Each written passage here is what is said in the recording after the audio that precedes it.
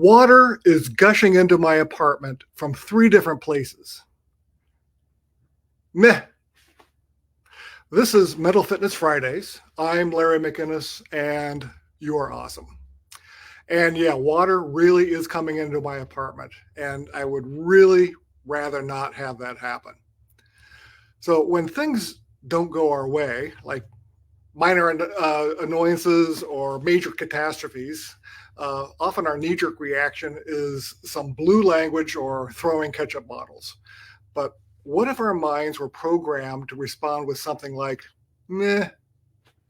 So let's do a thought experiment. You're leaving the shoe store with your brand new purchase, the Nike 5000 Super Pro Extra Evo 1 Plus. It's an actual shoe. And you got them for this crazy once in a lifetime deal. And as a side note, actual retail price is something like $5,000. They look great, and you got them just in time for the Boston Marathon. Not that you're going to run, but you do want to look good. But as you walk towards your car, you sense that something's off, and then you see it. The car is not where you left it. And you know it's gone because you have that super prime parking spot. You walk closer to that spot, and now you can see the broken glass, and yeah, car has been stolen. You know you didn't forget where you parked. No friend is spoofing you. The car has been jacked. Now, under normal circumstances, after the shock has worn off, one would probably go into some sort of tirade. And at one time, turning the air blue would have been my default response. But what if your response was something like, didn't see that one coming. Now what? So maybe that's not the optimal response, but maybe any response becomes possible after some mental fitness training. And this doesn't just apply to stolen cars. And by the way, to be completely transparent, I don't own a car, and I don't own the Nike 5000 Super Pro Extra Evo 1 Plus running shoes. This is just a thought experiment. So let's take a look at a few things here. First, how do you typically respond to unexpected stuff? Now, think about how you usually react when things don't go as planned or when things really go south. Life has a way of throwing curveballs. So, like a button popping off or water coming into my apartment, both happened today. And at one time, my typical response would be, or to really letting loose some language that would make a sailor blush. Now, second, how would you rather respond? This is not a question that people normally ask themselves, partly because it never occurs to them, and partly because people don't realize or understand that they have the power to choose their responses. So I'm going to guess that 80% of the people make the claim that this is just the way I am. They're unaware that they can retrain themselves to have a completely different response to life's challenges. And I get it. Flipping a response pattern seems pretty drastic, but it's entirely possible to choose a higher grade response. And I know this because this is something I've worked on, but I've also witnessed people consciously choosing a lower grade response. So here's the thing.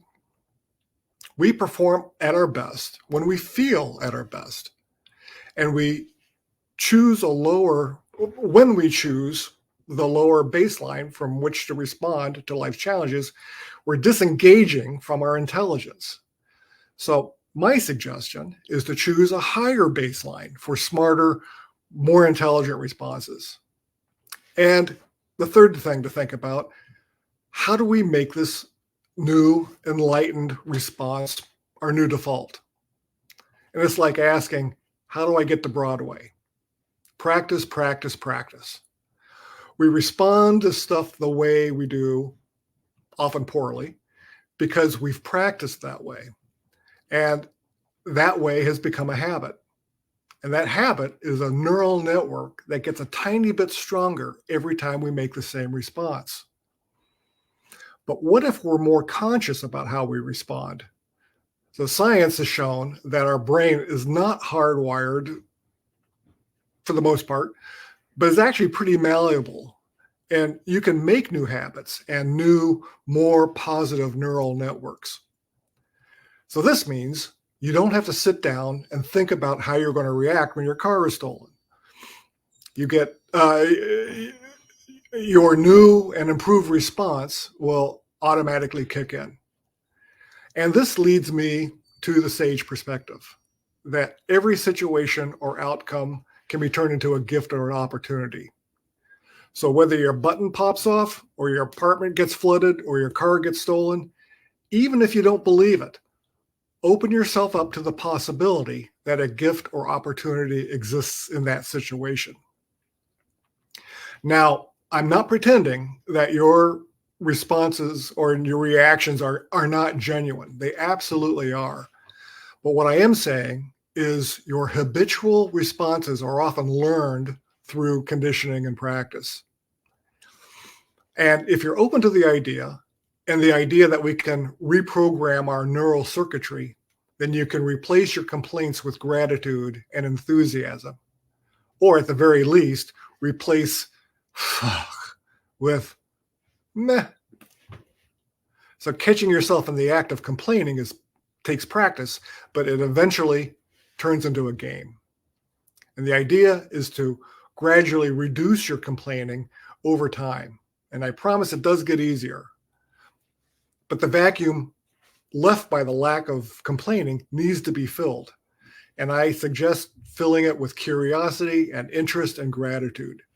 And I know it seems unintuitive, but you give it a shot. You got nothing to lose, right? So what would happen if you approach every situation with this mindset of curiosity and enthusiasm? It's weird, I know.